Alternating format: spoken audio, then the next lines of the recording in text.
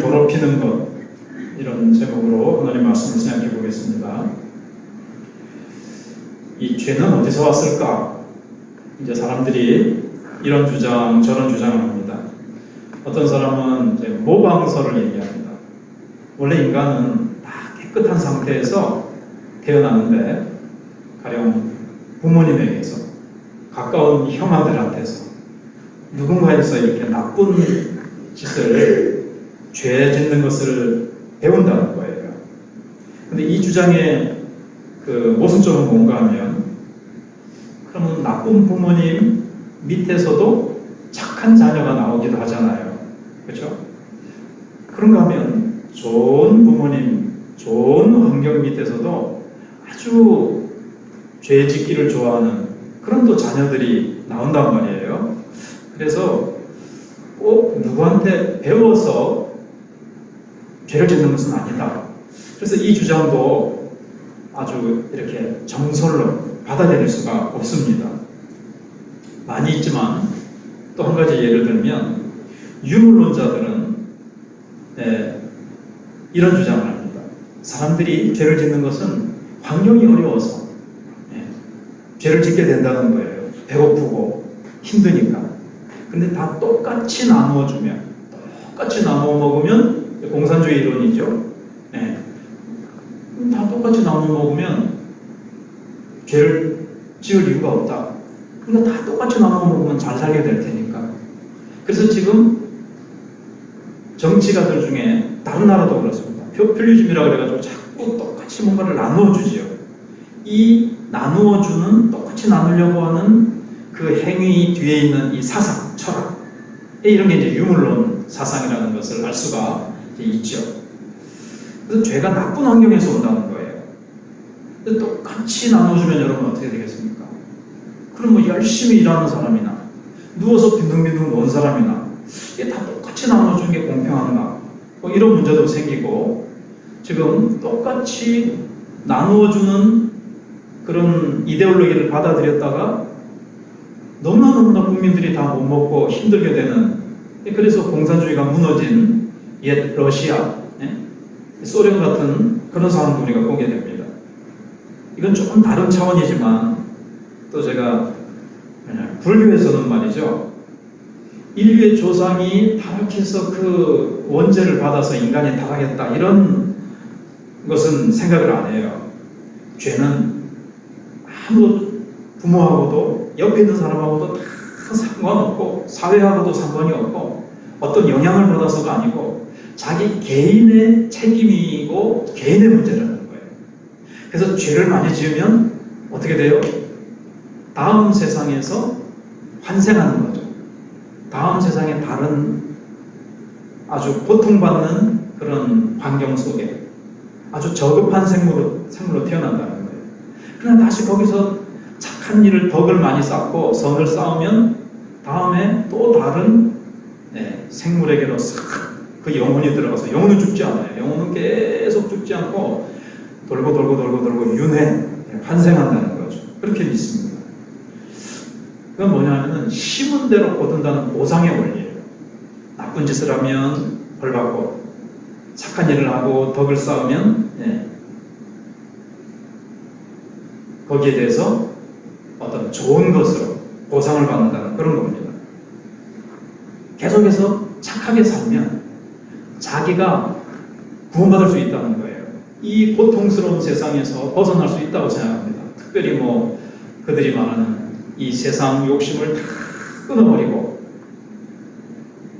열반에 이르면, 이 세상에 있는 모든 욕심들을 다 벗어버리고 이렇게 열반이라고 그러죠. 열반에 이르면 구원받는다, 이렇게 이제 보는 거예요.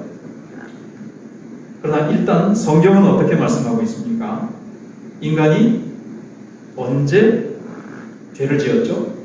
가장 완벽하고 모든 것이 풍성하게 갖추어진 에덴 동산에서 최초의 범죄가 일어났다라고 말씀합니다. 그러니까 여기서 알 수 있는 게, 죄는 환경 때문에 오는 것이 아니다. 외부 환경에서 오는 게 아니에요. 가장 완벽하고 가장 아름답고 가장 행복한 동산에서 죄를 지었단 말이에요. 그럼 이제 죄는 어디서 올까요? 이것을 이제 생각해 보려고 합니다. 우선 오늘 말씀에서 예수님께서는 이 전통을 지킨다면서 하나님의 뜻을 저버리는 것이 위선이다, 이런 말씀을 하셨습니다. 1절에 보시면 바리새인과 또 서기관 중 몇이 예루살렘에서 와서 예수께 모여들었다가, 바리새인들하고 서기관들, 이런 율법학자들, 성경을 잘 아는 성경 박사들이 예루살렘에서 와서 예수님께 싹 모여들었어요. 어떤 느낌이 좀 드십니까? 예수님 말씀 듣고 은혜 받아야지, 이것보다는 예수님께로부터 뭔가 흠과 티를 잡아가지고 예수님을 공격해서 예수님을 넘어뜨리려고 하는 의도가 있다고 추측할 수가 있습니다. 그래서 다 와서 이제 뭐 잘못하는 게 있나 살피는 중에 한 가지가 걸리는 게 있는 거예요. 예수님의 제자 중 몇 사람이 부정한 손, 곧 씻지 아니한 손으로 떡 먹는 것을 보았더라. 옳다, 걸렸다. 근데 여기 부정한 손이라는 것은요, 손을 안 씻어서 때가 꼬질꼬질 묻은 그런 부정한 것을 얘기하는 것이 아니에요. 위생적인 부정함을 얘기하는 것이 아니라 의식적인 부정함을 얘기하는 거예요. 즉, 그들은, 유대인들은 어떤 습관이 있는가 하면 일단 손으로 음식을 먹어요. 제가 필리핀에 갔더니 필리핀 사람들도 손으로 음식을 먹죠. 인도 사람들도 이 수저를 쓰지 않고 손으로 이제 먹습니다. 유대인들도 이제 손으로 음식을 먹는 거예요. 그래서 식사 전에 반드시 손을 씻는 이제 습관이 있는데, 이 습관을 갖다가 정결 의식으로 만든 거예요. 종교 지도자들이 정결 의식으로 자리를 이제 딱 잡은 거예요. 사실은 이게 이제 제사장들이나 레위인들이 성전에서 그 제사 의식을 하기 전에 물두멍에서 손을 씻는 게 있잖아요. 물두멍이라고. 그래서 종교 지도자들, 제사를 행하는 레위인들 이상 그 사람들이 하는 행위였는데, 이게 이제 일반 백성들에게까지도 다 지켜 행하라고 이제 이렇게 한 거예요. 왜 그랬느냐? 이제 모세를 갖다가 좀 높인 거예요. 모세가 하나님의 율법을 받았는데, 모세는 율법을 받을 뿐만 아니라 해석할 수 있는 그 권한까지 받았다. 근데 모세가 해석하기를 이거는 식사 전에도 해야 된다, 가더라, 이렇게 이제 가더라 그래가지고 위에서부터 계속 내려온 건데, 사실은 모세는 그렇게 하지 않았는데 그냥 종교 지도자들이 이게 이제 인간의 전통이에요. 인간이 만든 전통이 모세가 그렇게 가더라 하면서 이렇게 쭉 내려온 거예요. 그래서 뭐라 그러냐면은 3절에서 가로를 했어요. 가로를 한 거는 마가복음은 이방인들에게 복음을 전하기 위해서 쓰여진 책이라고 합니다. 그러니까 이방인들은 이 관습을 잘 모르니까, 유대인들의 관습을 모르니까 설명하는 거예요. 가로는. 바리새인과 모든 유대인들은 장로들의 전통을 지키어, 장로들의 전통이에요. 장로. 그 지역 사회의 유지들, 어른 대접하는 사람들, 이런 사람들이죠. 또는 종교 지도자들도 될 수 있고, 그게 다 포함돼서 장로들의 전통을 지키어, 하나님의 말씀이 아닙니다. 하나님이 주신 계명이 아니고 사람이 만든 전통을 지키어 손을 잘 씻지 않고서는 음식을 먹지 아니하며, 또 시장에서 돌아와서도 물을 뿌리지 않고서는 먹지 아니하며, 시장에 돌아와서는 뭐 여러 가지를 씻어요. 지금으로 하면요, 샤워한다고 생각하시면 돼요. 왜 그러느냐? 근데 지금처럼 농협, 하나로마트처럼 쉽게 다녀오는 게 아니에요. 옛날에는 시장에 가려면요, 먼 거리에 있는 사람들은 여행을 해야 돼요. 몇 날 며칠 가야 돼요. 여행을 하고 돌아오면 장 열리는 데가 뭐 가까운 데서 이렇게 쉽게 열리는 게 아니라, 그 옛날이니까 여행 갔다 오면 혹시 이방인들하고 장에서 부딪혔을라, 이방인들하고 접촉하면 그 부정이 자기에게 올라온다고 생각하는 거죠. 이방인들이 만진 손, 돈, 이방인들이 만진 음식, 뭐 이것저것 묻어서 아유 내가 더러워졌을라. 그게 뭐 겉으로 옷이 부딪히고 손에서 묻은 게 했다고 하나님 앞에서 영적으로 더러워집니까? 그런 게 아닌데도 유대인들은 그렇게 생각을 한 거예요. 그래서 시장에서 돌아와서는 샤워를 하고 하지 않고는 먹지 않는 거예요. 그 외에도 여러 가지를 지켜오는 것이 있으니 잔과 주발과 녹그릇을 씻음이라. 예, 시장에 가나 왔다 와가지고 막 그릇들을 씻고 그러고는 이제 먹는 겁니다. 그래서 식사 장소 가까이에 돌 항아리가 있죠. 거기에 이제 물을 채워놓잖아요. 그래서 예수님께서 첫 번째로 참여하신 가나 혼인 잔치에서도 돌 항아리 몇 개가 있더라 그랬죠. 예, 6개가 있더라 그랬습니다. 그래서 장로들의 전통에 따르면 손을 씻는 예법이 있는데 이것도 여기 보면 조금 전에 잘 씻지 않고서는 잘 씻는다는 것은요, 딱 이것도 막 규칙으로 만들어놨어요.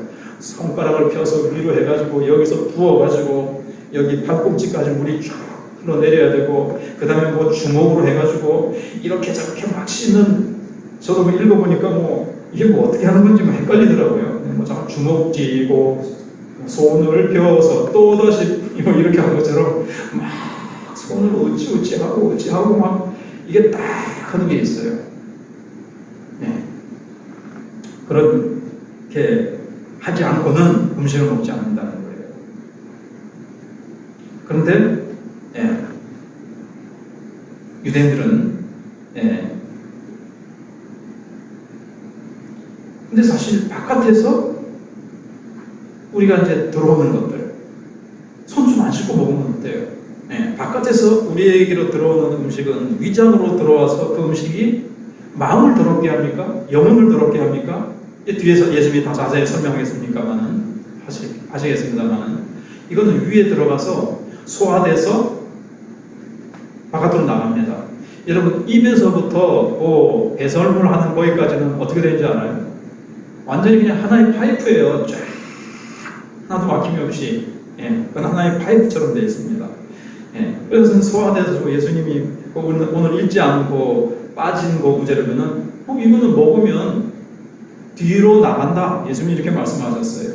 근데 바리새인과 서기관들은 예수님의 제자들이 손 씻지 않고 먹는 것을 보고는 그냥 넘어갈 수가 없는 겁니다. 드디어 공격을 하기 시작합니다. 당신의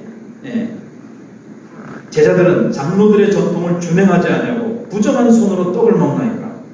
왜 부정한 손으로 떡을 먹습니까? 장로들의 전통을 범하다니 이게 될 말입니까? 장로들의 전통을 이렇게 가볍게 여기고 이렇게 이제 말을 하는 거예요. 이때 예수님께서 그들을 향해서 이제 대답을 하시죠. 이르시되 이사야가 너희 외식하는 자에 대하여 잘 예언하였도다. 기록하였을 때 이 백성이 입술로는 나를 공경하되 마음은 내게서 멀더다. 이 말씀을 하시는 거예요. 사람의 계명으로 교훈을 삼아 가르치니 나를 헛되이 경배하는도다 하였느니라. 이게 이제 이사야 29장 13절에 나오는 말씀입니다. 다시 한번 원래 이사야 29장 13절을 보시면요, 이 백성이 입으로는 나를 가까이하며 입술로는 나를 공경하나 그들의 마음은 내게서 멀리 떠났나니 그들이 나를 경외하는 사람의 계명으로 가르침을 받았을 뿐이라. 입으로는 하나님을 잘 믿는다, 하나님을 잘 섬기는 것처럼 해요. 입으로는 하나님 사랑합니다, 하나님 찬양받으실 분이십니다, 하나님은 천지의 주제시고 어쩌고저쩌고 막 온갖 좋은 말들은, 립 서비스는 기가 막히게 해요. 근데 그들의 문제는 뭡니까? 마음은 내게서 멀리 떠났나니, 마음속에는 하나님을 사랑하는 것도 없고 공경하는 것도 없고 하나님을 두려워하는 것도 없어요. 하나님의 말씀대로 살아가려고 하는 것, 하나님을 향한 충성심, 하나님을 기쁘시게 해드리려고 하는 마음은 전혀 없습니다. 뒤에 나오지만 음란과 거짓과 시기, 질투, 미움, 살인, 욕심 이런 것들로 가득 차 있는 거예요.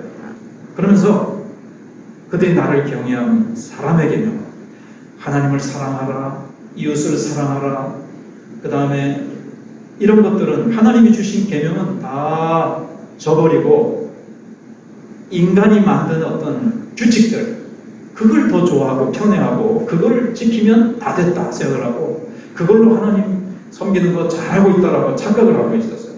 즉 율법의 근본 정신은 모르고, 그러니까 무지함 때문에 사람의 전통으로 하나님의 계명을 대체해버리는 거예요. 하나님의 계명은 치워버리고 거기다 인간이 만든 전통을 딱 거기다가 세워놓고는 그걸 잘 지키면서 자기네들은 거룩한 척, 신앙이 좋은 척 했습니다.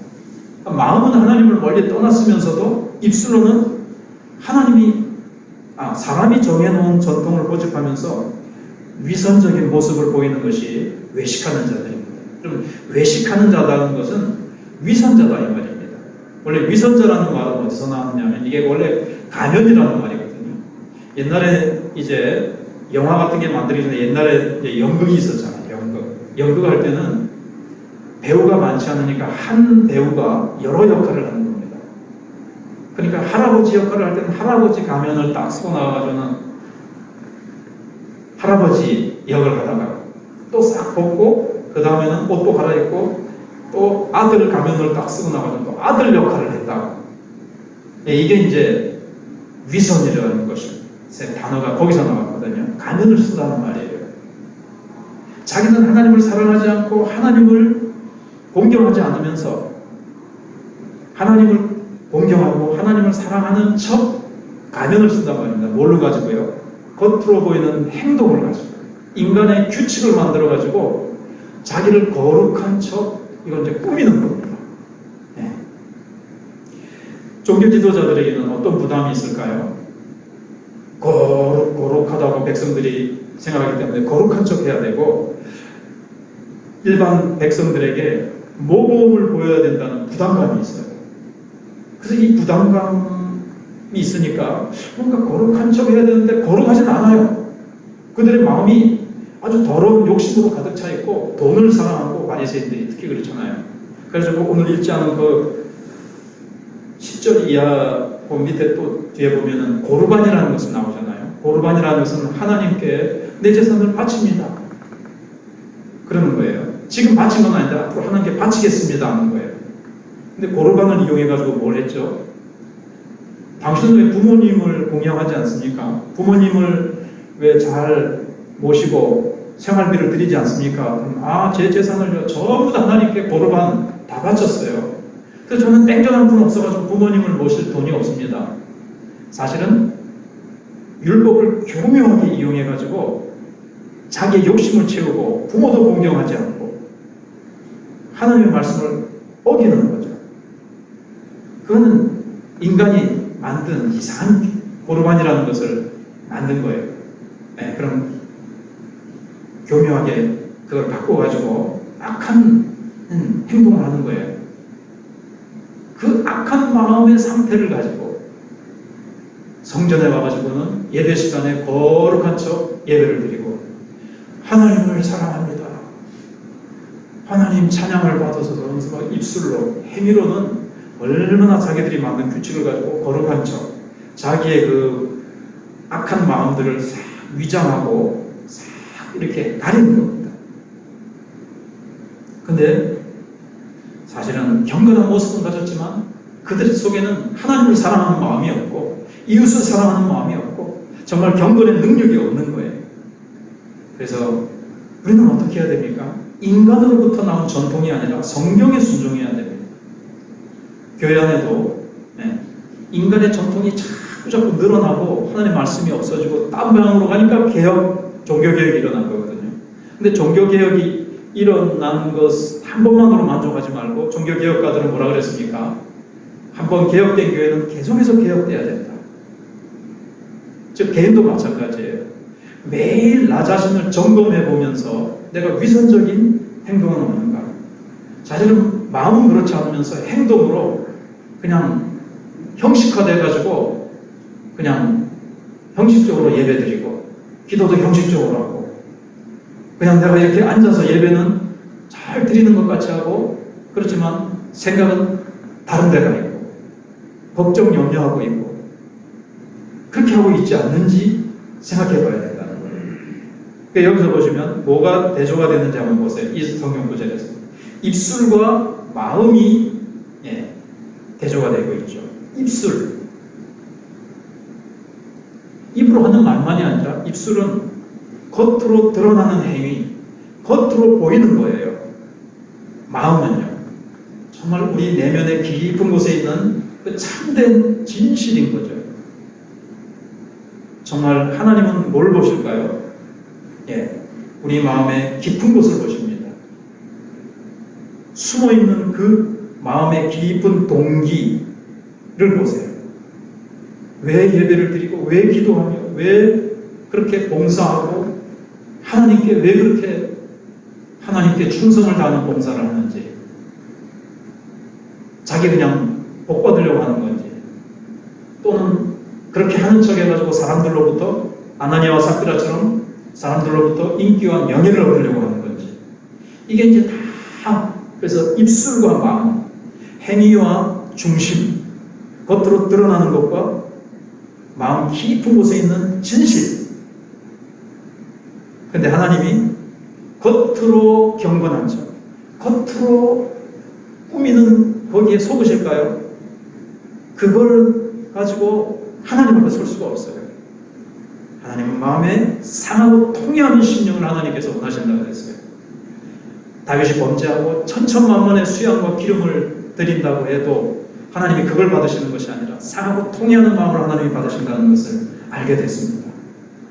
여러분, 우리가 시간을 정해서 기도하고 성경 보고 그런 것들이 참 좋은 것이지만, 그러나 그건 그냥 형식에 젖어 있고 우리의 생활 속에서 정말 하나님을 공경하고 하나님을 사랑하고 이웃을 사랑한다는 그것이 없으면 소용이 없다는 거예요.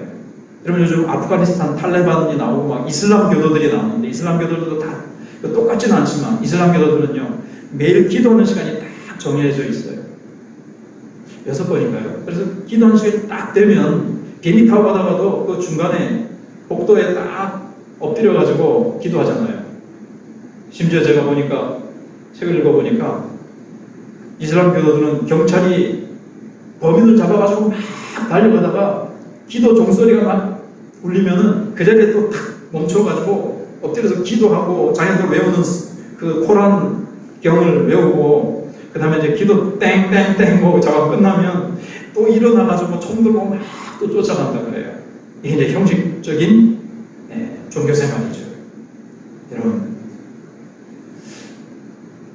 신앙생활 하면서 참 무서운 게 형식주의입니다. 이 바리새인이나 율법학자들이 잘 믿어보려고 했겠죠.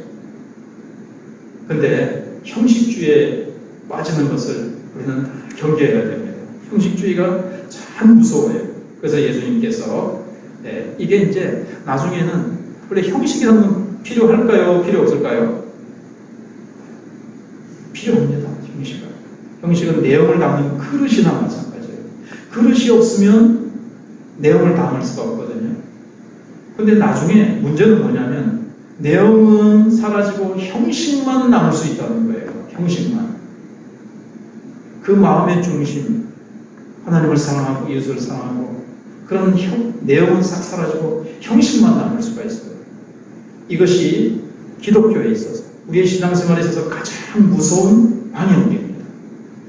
여러분, 하나님을 사랑하고 이웃을 사랑하고 하나님의 말씀을 향한 그 순종하고자 하는 마음과 중심이 없어지고 그냥 형식만 남은 신앙, 그 참 얼마나 무서운 것일까요? 그다음에 우리가 그래서 이제 예수님께서 그들에게 하신 말씀이, 너희가 하나님의 계명은 버리고 사람의 전통을 지킵니다. 너희들이 사실 제자들을 공격하는 예수님을 공격한 거거든요. 너희들이 나를 공격하고 손 씻지 않은 곳에서 공격했는데 그거는 하나님의 계명이 아니다. 인간이 만든 규칙, 전통이다. 그것은 하나님 앞에서 아무런 유익이 없다. 손 안 씻고 먹는 것을 때문에 하나님 앞에 더럽혀진다거나 하나님 앞에 서지 못하는 그런 거하고는 전혀 상관이 없는 것이다. 이렇게 예수님이 답변을 해주신 거예요. 그래서 너희들의 그 위선, 너희들의 그 형식주의, 그것은 위선이고 외식이다. 우리도 이 말씀을 받고 우리의 신앙이 형식으로 흘러가지 않고 위선으로 흘러가지 않도록 주의해야 되겠습니다. 전에도 몇 번 말씀드렸습니다. 제일 위험한 사람이 바로 이 목사입니다. 교인들이 보고 있잖아요, 성도들이. 목사님은 기도 많이 하겠지, 말씀 보시고 또 그래도 우리들보다는 깨끗하게 살아가겠지 하는 기대감이 있으니까 기도하는 척, 기도 많이 하는 척, 말씀 많이 보는 척 하기가 쉬워요. 네. 아무도 우리 교회 성도들 안 볼 때랑 가가지고는요, 보통 사람들처럼 막 욕도 하고, 싸움도 하고, 예를 들면, 막 내 멋대로 막 행동하면서 교인들이 있을 때는 거룩한 척, 하나님 잘 믿는 척 하기가 쉽단 말이에요. 자, 이제 두 번째로, 죄는 어디서 오는가에 대해서 우리를 더럽히는 것에 대해서 예수님이 말씀하시는 것이 가르쳐주시는 교훈은 입으로 들어가는 것이 사람을 더럽게 하지 않는다. 예. 우리 이제 앞에서 생각해 본 것이죠. 무엇이든지, 그래서 예수님이 15절에서 무엇이든지 밖에서 사람에게로 들어가는 것은 능히 사람을 더럽게 하지 못하되, 그렇게 이제 말씀하셨습니다. 14, 15절 생각을 했죠. 예. 그래서 제자들이 손 안 씻고 먹는 것, 이 전통, 손 안 씻고 먹는다고 해서 그 음식이 우리를 더럽게 하지 못한다. 예수님이 이렇게 말씀하셨어요. 영혼을 더럽게 하는 것은 음식이나 손의 상태에 있지 않아요. 그죠? 예. 사람을 더럽게 하는 것은 뭐라고요? 인간의 마음에서 나오는 것이라고 말씀하셨습니다. 인간의 마음에서 나오는 것이 인간을 진짜 더럽게 해요. 영혼을 더럽게 하고 그의 삶을 더럽게 한다는 거예요. 그러나 사람들은 이제 먹는 문제를 가지고 신앙의 정도를 판단하려고 하는 거죠. 여러분, 사실 바깥은 쉬워요. 밖을 행위로 하는 이 꾸미는 것, 규칙을 지키고, 이런 것들은 사실 쉬워요. 무엇이 어려울까요? 정말 마음을 다스리고 내 마음을, 하나님을 사랑하는 마음, 말씀을 사랑하고 말씀에 순종하고자 하는 마음, 이웃을 내 몸같이 사랑하고자 하는 그 마음, 이 마음을 가지는 것이 진짜 어려운 거죠. 그러니까 바리새인들이 왜 이런 인간들의 전통을 자꾸 만들었을까요? 율법은 지키기 어려우니까 좀 더 쉬운 규칙을 만든 거예요. 그것도 막 자꾸 복잡하게 만드는 거죠. 그것도 너무 쉬우면 그러니까 저렇게 복잡하고 어려운 것들도 철저하게 저렇게 잘 지킨다. 얼마나 하나님을 사랑하고 참 저런 그 전통을 하나님의 계명인 것처럼 꾸며가지고는 저렇게 하나님 와서 깨끗하게 하려고 하는 저들의 저 몸부림, 대단하다. 이렇게 하려고 하는 거지만 사실은 마음에 있는 것을, 마음을 하나님 앞에 못 드리고 마음은 죄악으로 가득한데 그걸 가리기 위해서 여러 가지 규칙과 행동을 이제 만드는 거예요.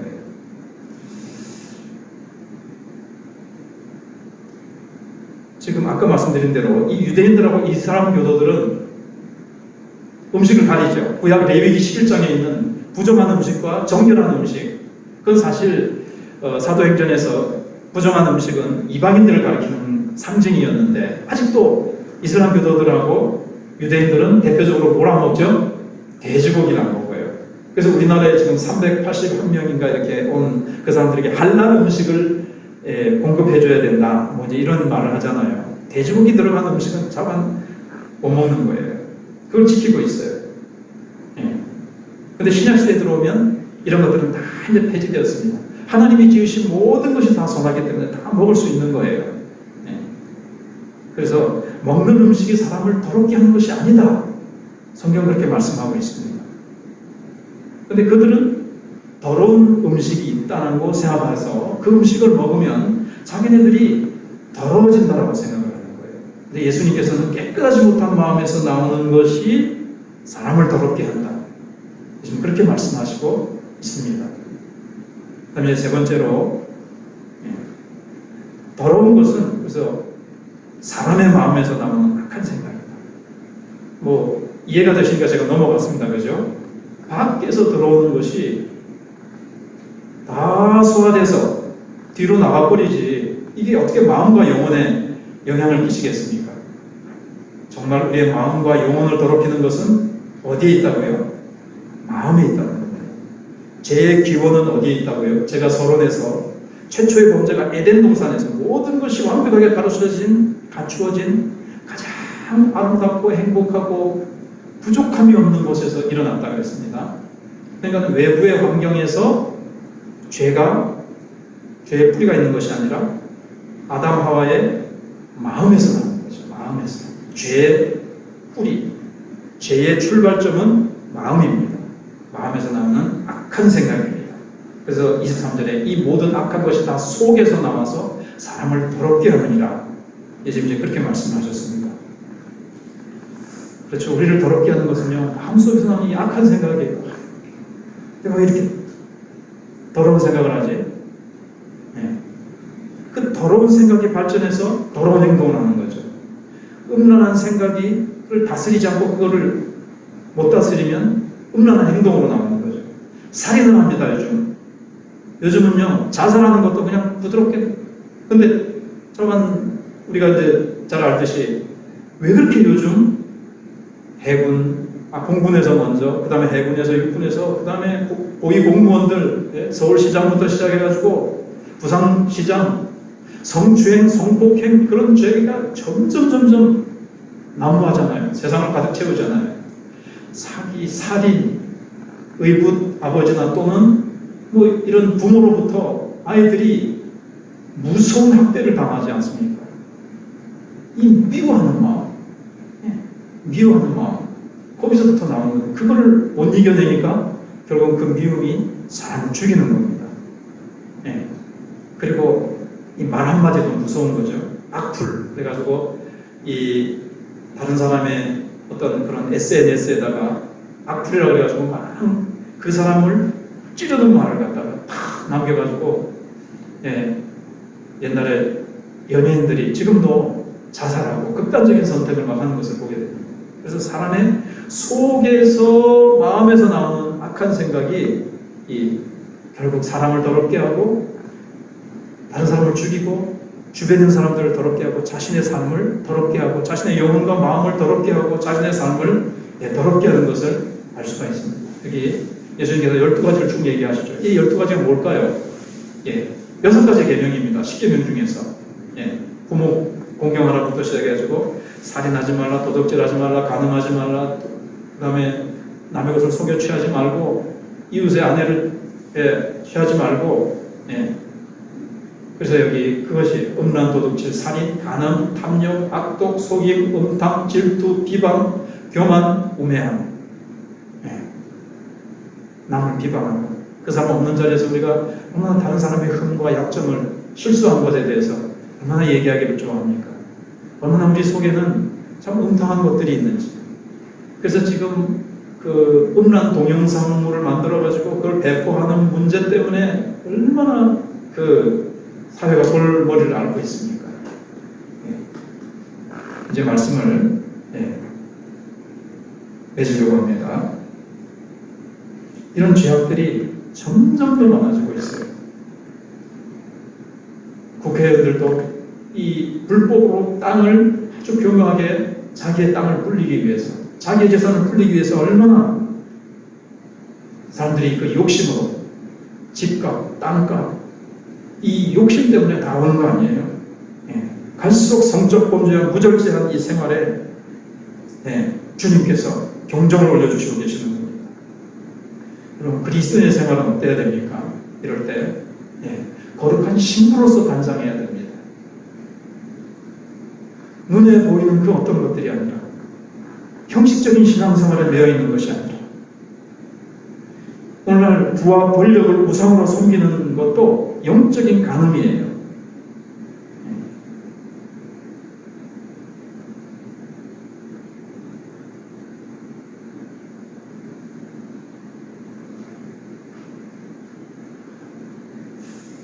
제가 책을 읽다가 이런 글을 발견했습니다. 스위스 기독교 사상가 칼 힐티라는 사람이 한 건데요. 성실한 정신이 깃들지 않은 모든 형식주의, 예컨대 마음에 진실 없이 교회에 다니는 것이나 억지로 가정 예배를 드린다거나 하는 것은 오히려 신앙을 저해할 수 있다. 이렇게 말했습니다. 형식적인 신앙을 내세우면서 자기 도취에 빠지는 것은 기독교 발전에 장애를 가져온다고 얘기를 했습니다. 그러니까 기독교는 형식주의에 빠지는 것이 가장 위험하다는 거죠. 그래서 예수님의 말씀을 따라 우리 속에 이 12가지 악하고 음란한 생각들, 욕심과 비방과 미움과 시기 질투와 이런 것들이 없는지